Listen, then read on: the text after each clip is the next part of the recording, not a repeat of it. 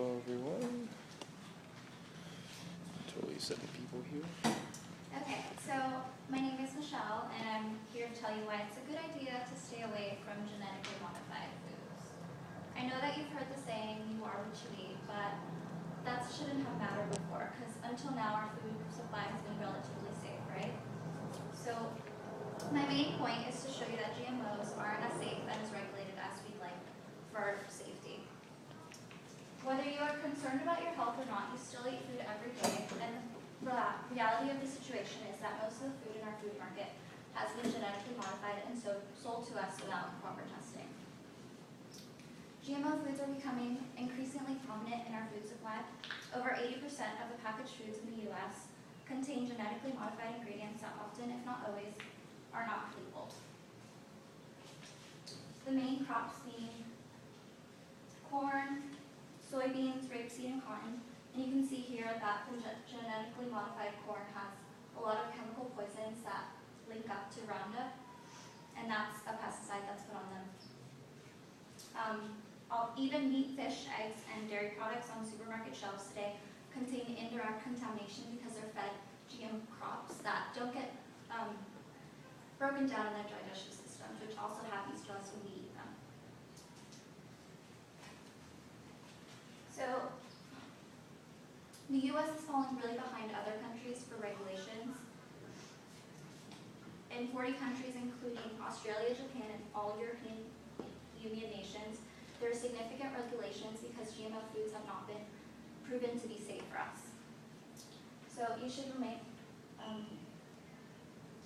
The U.S. relies on FDA to ensure that GM foods are safe, but they have little to no regulations in place. The FDA says that it is the food producer who is responsible for ensuring safety, which should be alarming when big names like Monsanto make statements saying that they should not have to vouchsafe the safety of their food and that their main concern is to sell as much of it as possible. So as of now, there are insufficient studies available for the safety of GMO foods. Research is being suppressed because only studies that are in favor of the GMO companies are being published, such as the case of Arad Putzai, who in his studies he gathered that GMO foods caused a number of problems to human health, including organ damage, reproductive failure, digestive dysfunction, impaired immunity, and even cancer. When the study went public, Putzai was fired along with his team assisting in the research. So we know that the regulations on GMO foods are not where they should be. I'd like to show you who is behind the corruption and how they've earned their spot in our food supply. So Monsanto is a huge contributor to this problem. He made a claim in 1996 saying that he would decrease the use of pesticides in his food when he introduced his Roundup Ready products like corn.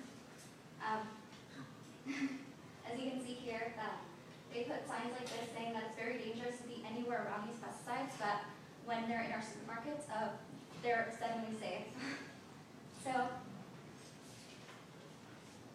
Monsanto's experience with poison has been known before. He made Agent Orange. Agent Orange was used in the Vietnam War. Almost 19 million gallons were sprayed around military bases and left over 1 million people disabled with health problems due to exposure, and nothing has been done to compensate these people. So the FDA has a very lenient approach to regulating the use of GMO foods. One reason is that people who have worked for Monsanto have also worked for the FDA.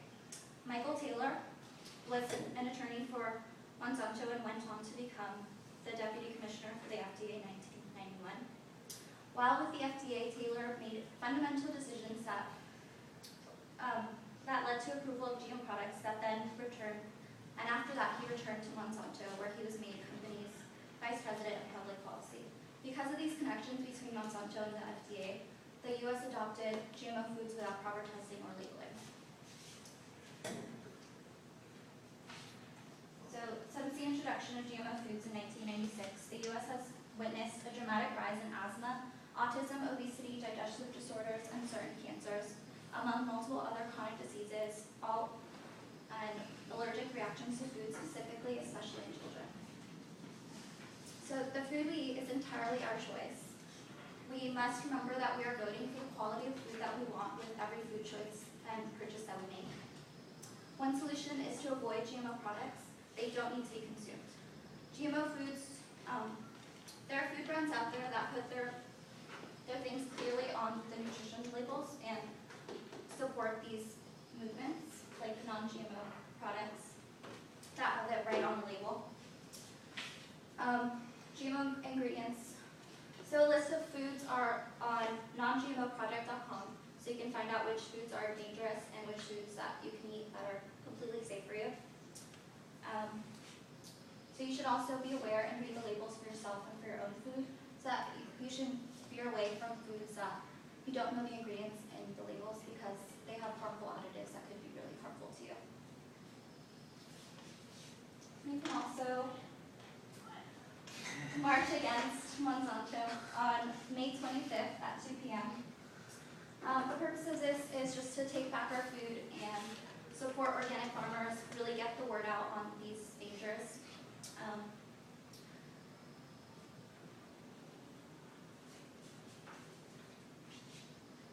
So I hope I've opened you up to a better look about what GMO foods really have to offer and that they have no nutritional value. They just are made for the financial gain of these companies. The food we eat every day eventually becomes us, so we should take more time to make sure that we're choosing foods that don't hurt the environment and our health as well. I may not have changed your life today, but hopefully I've opened you up to some more natural food choices and that you will say no to GMOs from now on. Thank you.